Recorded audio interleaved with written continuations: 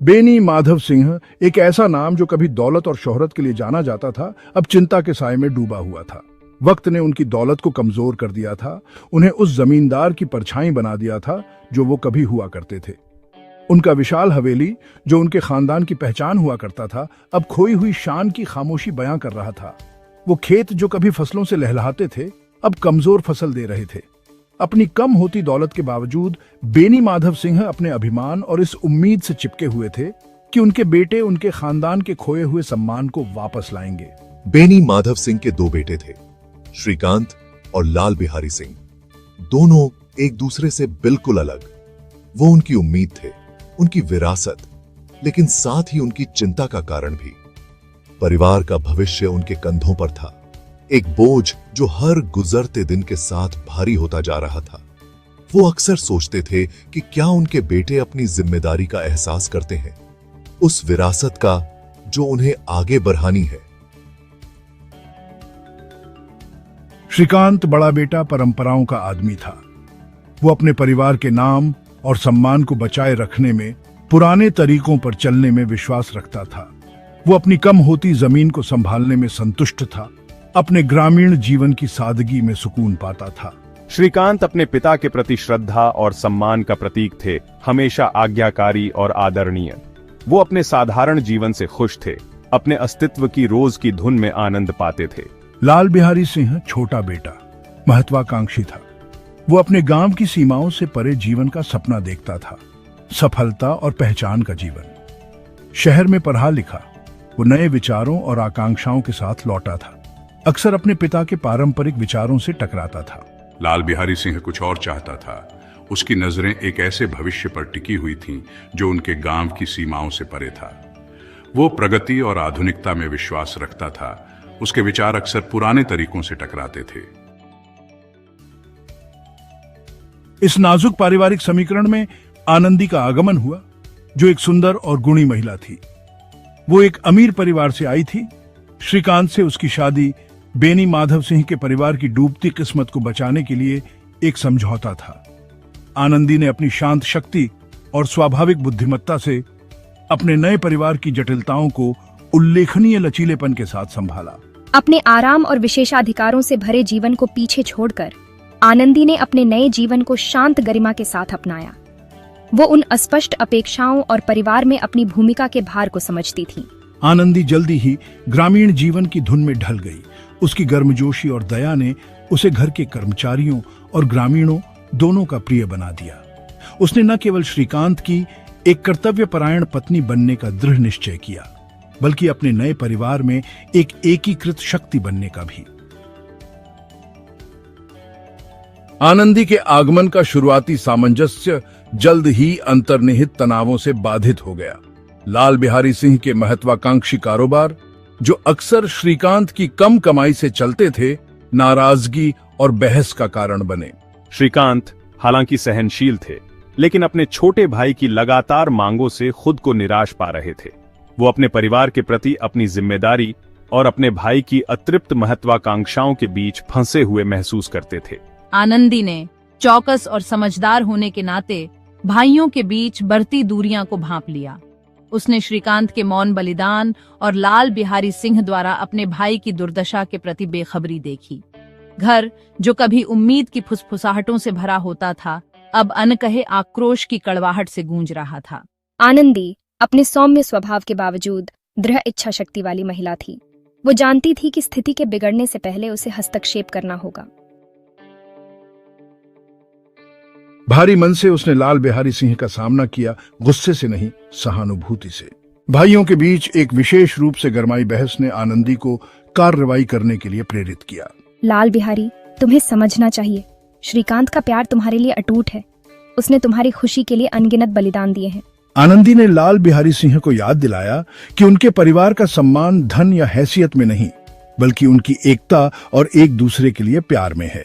हमारे परिवार का असली मान धन या हैसियत में नहीं है, बल्कि हमारी एकता और एक दूसरे के लिए प्यार में है। आनंदी के शब्द एक बहन की ईमानदारी से बोले गए लाल बिहारी सिंह के दिल में उतर गए। वो अपनी महत्वाकांक्षाओं से इतना अंधा हो गया था कि वो अपने भाई, उस भाई को जो हमेशा उसके साथ खड़ा रहा, उसका साथ दिया, को हो रही पीड़ा को देखने में असफल रहा था। मुझे एहसास ही नहीं था कि मैं उसे कितना दुख दे रहा हूं।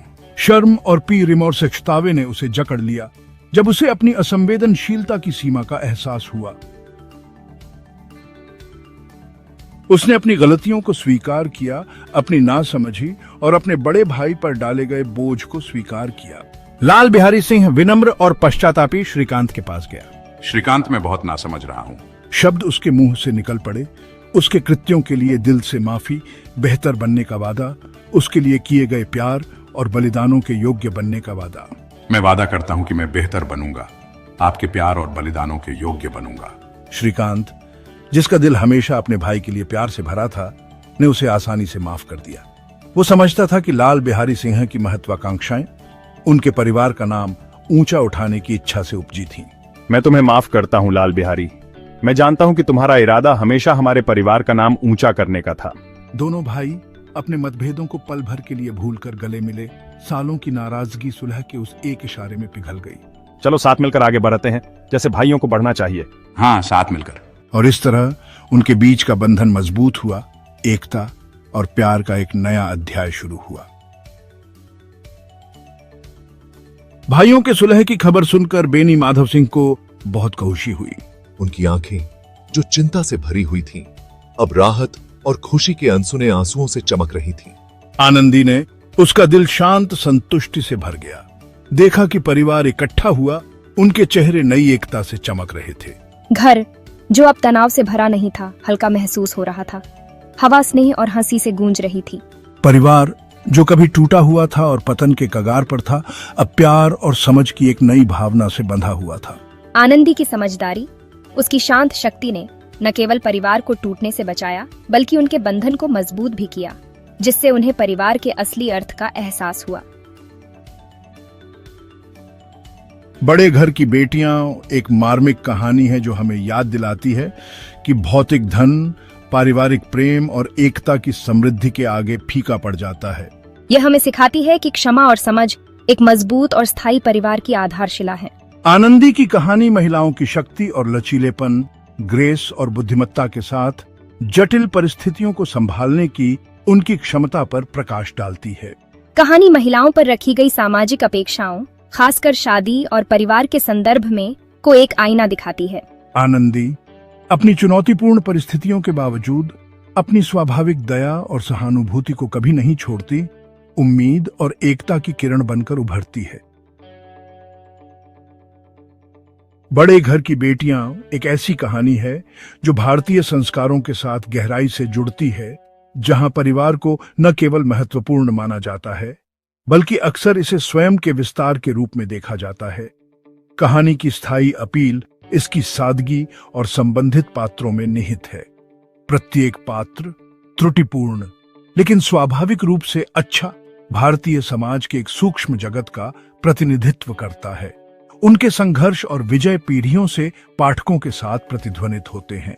कहानी पारिवारिक मूल्यों को बनाए रखने के महत्व का कालातीत अनुस्मारक के रूप में कार्य करती है, खासकर प्रतिकूल परिस्थितियों के सामने। यह क्षमा, समझ और एकता की शक्ति पर जोर देती है, हमें याद दिलाती है कि ये गुण परिवारों और समाजों के कल्याण के लिए आवश्यक हैं। कहानी पाठक पर एक स्थायी छाप छोड़ती है, हमें याद दिलाती है कि सच्चा धन भौतिक संपत्ति में नहीं, बल्कि हमारे परिवारों के प्यार और समर्थन में है। आनंदी की यात्रा हालांकि काल्पनिक है, हम सभी के लिए एक प्रेरणा के रूप में कार्य करती है। हमें अपने जीवन में करुणा और समझ को प्राथमिकता देने का आग्रह करती है। कहानी कहने की शक्ति हमें अलग अलग दुनिया में ले जाने की क्षमता का प्रमाण है, साथ ही साथ हमारे अपने जीवन को एक आईना पकड़ा हुआ है, जिससे हम अपने विकल्पों और हमारे आसपास के लोगों पर उनके प्रभाव पर विचार कर सकें।